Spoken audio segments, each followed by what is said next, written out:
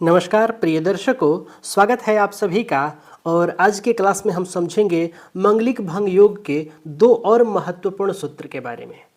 आपने पिछले ही क्लास में यह समझ लिया कि मंगलिक योग कैसे बनता है, मंगलिक बनने पर क्या किया जाएगा, उसका अपवाद क्या है। और उस क्लास में भी मैंने आप लोगों को मंगलिक भंग योग के एक बहुत ही महत्वपूर्ण सूत्र को बताया था। तो यदि वह सूत्र भी घटित हो तो मांगलिक दोष भंग हो जाता है। और आज जो मैं दो श्लोक बताने जा रहा हूँ, यह श्लोक भी यदि मंगलिक योग के बाद घटित हो रहा हो तो मंगलिक जो योग है वह खत्म हो जाएगा, वह भंग हो जाएगा। तो आइए समझते हैं आज के क्लास में इस सूत्र को। और आप इससे पिछला क्लास देख सकते हैं तो आपको मांगलिक योग को लेकर विस्तृत जानकारी मिल जाएगी कि यह बनता कैसे है, इसके अपवाद क्या हैं, इसके क्या दोष होते हैं और यह भंग कैसे होता है। वहाँ भी आपको 4 स्थितियाँ मिलेंगी। एक श्लोक के माध्यम से मैंने 4 स्थितियाँ बताया हूँ कि वो 4 यदि आपके कुंडली में चारों में से कोई भी एक घटित हो तो मांगलिक दोष खत्म हो जाता है, भंग हो जाता है। आइए अब आज समझते हैं इन दो श्लोकों को। देखिए, अजय लग्ने व्यये चापे पाताले वृश्चिके कुजे द्विने मृगे कर की चाष्टौ भौम दोषो न विद्यते। इसके बाद दूसरा में कहा द्विने मीने घटे चाष्टौ भौम दोषो न विद्यते। अब इस श्लोक का मतलब यह है कि मांगलिक जिन भावों में मंगल के होने से बनता है उसी भाव में कुछ विशेष स्थितियां बने राशियों के अनुसार तो मंगल भंग हो जाता है। अब यहाँ देखिए, कुजे कुजे कहा मतलब कुजे मतलब मंगल। अजय लग्ने व्यय चापे पाताले वृश्चिके कुजे, यानी कह रहा है कि ये जो मंगल है वो लग्न में भी मांगलिक बनाते हैं। आपको पता है व्यय भाव में भी होता है, पाताले मतलब चौथे भाव में भी होता है, ठीक है ना। द्विने मतलब सप्तम भाव में भी होता है, अष्टम मतलब अष्टम भाव में भी मांगलिक बनता है। कब? जब कुज इस अष्टम भाव में होते हैं तो इन भावों के साथ साथ एक राशियों के भी नाम इस श्लोक में दिया है। जैसे कहा अजय लग्ने यानी लग्न में अजय, व्यय चापे यानी व्यय में चाप, पाताले वृश्चिके यानी वृश्चिक राशि पाताल भाव में हो, द्विने मृगे यानी मृगे मतलब मकर राशि द्विने यानी सप्तम भाव में हो, कर्की चाष्टव यानी अष्टम भाव में कर्क राशि हो। तो कहा भौम दोषो न विद्यते। आइए इसको उदाहरण से यहाँ समझते हैं। सबसे पहले लग्ने व्यय च पाताले जामित्री चाष्टमे कुजे कन्या भरतु विनाशाया भरता कन्या विनाशकः। ये श्लोक जो मैंने पिछले ही क्लास में बता दिया हूँ, इसको यहाँ आप लागू करिए और देखिए कि किन किन भावों में मंगल होता है तो मांगलिक बनता है। आपको ज्ञात होगा, इसको आप याद रखिए। तो कहा लग्ने व्यय च पाताले, पहले लग्न भाव में मंगल हो तो मांगलिक, व्यय यानी 12वें भाव में मंगल हो तो मांगलिक, च पाताले यानी चौथे भाव में मंगल हो तो मांगलिक, जामित्रे चाष्टमे जामित्रे में तो सप्तम भाव में मंगल हो तो मांगलिक और अष्टमे में तो अष्टम भाव में मंगल हो तो मांगलिक।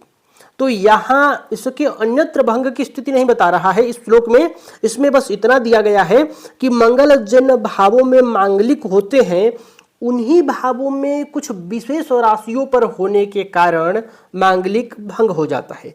जैसे कहा अजय लग्ने यानी जो लग्न भाव में मंगल है, यहाँ ये अजय मतलब मेष राशि के हों।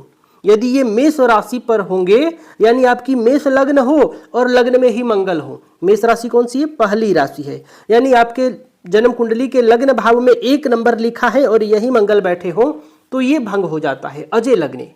यहाँ मेष राशि के अलावा किसी भी राशि में मंगल होंगे तो आप मांगलिक हैं, लेकिन यदि मेष राशि के मंगल है तो मांगलिक आप नहीं हैं, ये भंग हो जाएगा। फिर कहा अजय लग्ने व्यय चापे, 12वें भाव में व्यय चापे मतलब होता है धनु। 9 नंबर की राशि यहाँ हो 12वें भाव में और यहाँ पर मंगल बैठे हो तो आप मांगलिक नहीं हैं। 9 नंबर की राशि पर हो, इसके अलावा कोई भी राशि हो और मंगल यहाँ हो तो आप मांगलिक हैं। 9 नंबर हो गया। अब कहा पाताले वृश्चिके कुजे, पाताले यानी चौथा भाव। पिछला क्लास आपने पढ़ा होगा तो पाताले पाताल भाव के बारे में बताया था कि चौथा भाव है। तो इस भाव में मंगल हो और वृश्चिक राशि के हो यानी 8 नंबर की राशि में हो। यहाँ चौथे भाव में 8 नंबर लिखा हो और यहीं पर मंगल बैठे हो तो मांगलिक भंग हो जाता है। इसके अलावा और किसी राशि पे हो तो यह मांगलिक माना जाएगा। फिर कहा द्विने मृगे, द्विने यानी सप्तम भाव, और इसमें मकर राशि के हो, यानी यहाँ 10 नंबर लिखा हो सप्तम भाव में और यहाँ मंगल बैठे हो तो मांगलिक भंग हो जाता है। फिर कहा कर की चाष्टौ, कर्क राशि अष्टम भाव में हो और यहाँ पर मंगल बैठे हो तो मांगलिक भंग हो जाता है। यानी 12वें भाव में धनु राशि के अलावा किसी भी राशि में मंगल हो तो मांगलिक माना जाएगा, धनु राशि में भंग। लग्न में मंगल मेष राशि पे हो तो भंग होगा, बाकी सभी राशियों में मांगलिक है। वृश्चिक राशि के चौथे भाव में हो तो भंग है, इसके अलावा किसी भी राशि में मांगलिक है। मकर राशि का मंगल हो सप्तम भाव में तो ही भंग होगा, अन्यत्र किसी राशि पे है तो मांगलिक है। कर्क राशि के यानी यहाँ नीच के होते हैं, नीच के मंगल अष्टम भाव में है तो ही जाके मांगलिक भंग होगा, नहीं तो मांगलिक है। अब मेष राशि है तो आपका लग्न ही मेष हो जाएगा। यहाँ यदि धनु राशि तब होगा जब आपका मकर लग्न होगा। तो लग्न आप देख लीजिए कोई भी हो, इस भाव में यही राशियां आनी चाहिए तो मांगलिक भंग। अब दूसरा देखिए, इसमें 2 भावों के बारे में बता रहे हैं, द्विने मीने। अब द्विने में आपको बता दिया था यहाँ कि 7वां भाव होता है, ये कौन सा भाव होता है? 7वां भाव। तो सप्तम भाव में मीने यानी मीन राशि हो, यानी मकर राशि के साथ साथ यहाँ यदि मीन राशि भी हो यानी आपका कन्या लग्न हो जाएगा।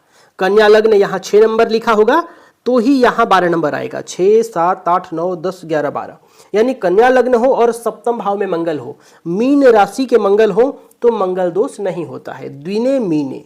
और घटे चाष्टौ, घट, घट कहते हैं कुंभ, कुंभ मतलब घट, च अष्टौ, और अष्टम भाव में कुंभ राशि हो यानी 11 नंबर की राशि यहाँ हो और यहाँ मंगल हो तो भी भौम दोषो न विद्यते, यानी मंगल दोष नहीं होता है। यानी सप्तम भाव में मीन राशि हो या मकर राशि हो, मांगलिक दोष खत्म यदि मंगल यहीं पर हो तो। इसके अलावा अन्यत्र कहीं भावों से मंगल मांगलिक बना रहे हो तो नहीं, सप्तम भाव में। अष्टम भाव में कर्क राशि हो या कुंभ राशि हो और तब इसी राशि में ये मंगल बैठे हो तो जाके यहाँ के मंगल दोष का भंग हो जाता है। तो प्रिय दर्शकों, मैं उम्मीद कर रहा हूं कि यह श्लोक आप समझे होंगे और किन स्थितियों में मांगलिक नहीं माना जाता है जातक या जाति का। यदि देखिए मंगल इन्हीं भावों में है, इनके अलावा इन 2 श्लोकों में कहीं कोई अलग स्थितियां नहीं बताया। मैंने इससे पहले जो क्लास है उसमें बताया था, जिसका श्लोक था नमंगली चंद्र भृगु द्वितीय नमंगली पश्यति यस्य जीवा नमंगली केंद्र गते च राहु नमंगली मंगल राहु योगे, कि मंगल के साथ राहु हो तो भी भंग होता है, दूसरे भाव में चंद्र और शुक्र हो तो भी मांगलिक योग भंग हो जाता है। लेकिन यहाँ जो स्थितियां हैं मंगल अपने मांगलिक वाले ही भाव में होंगे, लेकिन कुछ विशेष राशियों पे हो तो भंग हो जाएगा।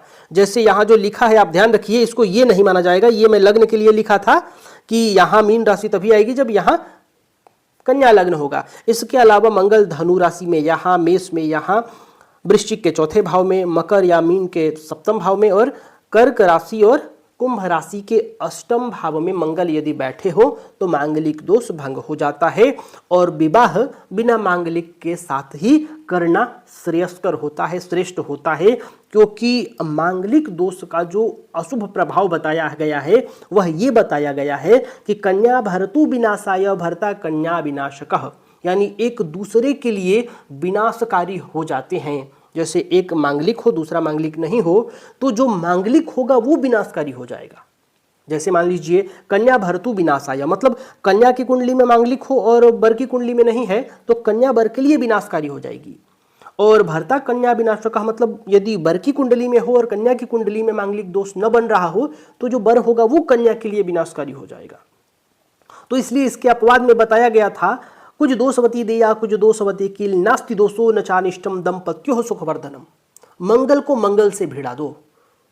अगर मांगलिक योग बन रहा है आपकी कुंडली में तो उसका विवाह मंगल के साथ कर दो, दोष खत्म हो जाएगा। उस स्थिति में नास्ति दोषो न चानिष्टम दंपत्यो सुखवर्धनम, दाम्पत्य जीवन सुखद हो जाता है, न दोष बनता है न कोई अनिष्ट होता है। लेकिन एक मांगलिक और दूसरा बिना मांगलिक ये अशुभ हो जाएगा, ये मतलब कोई बड़ी घटना हो जाएगी।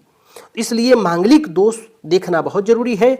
और मैं आपको कल की वीडियो और आज के वीडियो, पिछला क्लास और इस क्लास में मिलाकर मैंने 3 श्लोक आपको मांगलिक भंग का बता दिया। इसको आप अपनी जन्म कुंडली पर घटित करके देखिए। यदि आप मांगलिक हैं, आपकी जन्म कुंडली के इन भावों में मंगल है, यानी 12वें भाव में हो, लग्न में हो, चौथे भाव में हो, सप्तम भाव में हो या अष्टम भाव में मंगल है, तो आप देखिए कि इन राशियों पे तो नहीं है। इन राशियों पे होगा तो फिर आप मांगलिक नहीं हैं। या जो पिछले क्लास में मैंने स्थितियां बताया है वो यदि आपकी कुंडली में घटित हो जाता है तो आप मांगलिक नहीं होंगे। सूक्ष्म रूप से मैं आपको बता दूं तो उसमें यह था कि चंद्र और शुक्र दूसरे भाव में हो तो मांगलिक दोष खत्म हो जाता है। केंद्र में राहु हो, 1, 4, 7 और 10, इन केंद्र में से किसी भी भाव में राहु हो तो दोष खत्म हो जाता है। मंगल के साथ राहु हो, जैसे मंगल और राहु हो तो भी दोष खत्म हो जाता है, मंगल और राहु हो तो भी दोष खत्म हो जाता है।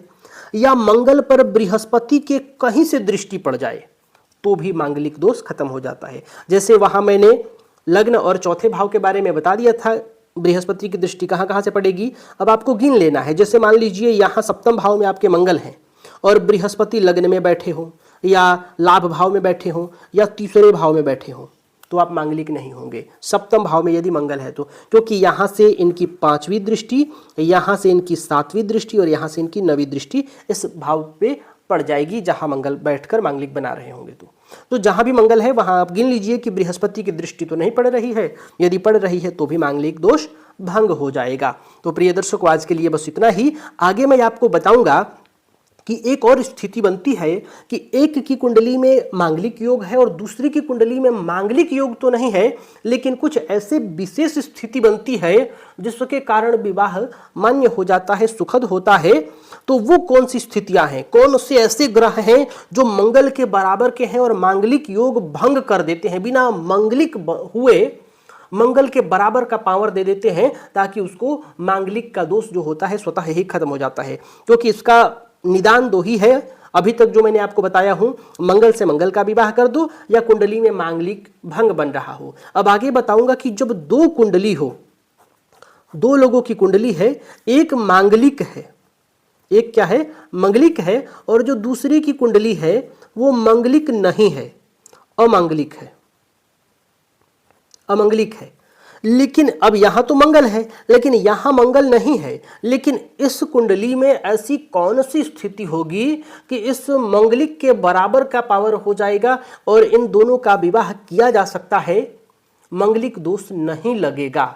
आगे आने वाले दिनों में उसके बारे में भी आपको बताऊंगा और श्लोक के साथ, उदाहरण के साथ बताऊंगा, ताकि आपको और बढ़िया से समझ में आ जाए। तो प्रिय दर्शकों, आज के लिए बस इतना ही। तब तक के लिए हमें अनुमति दीजिए। नमस्कार।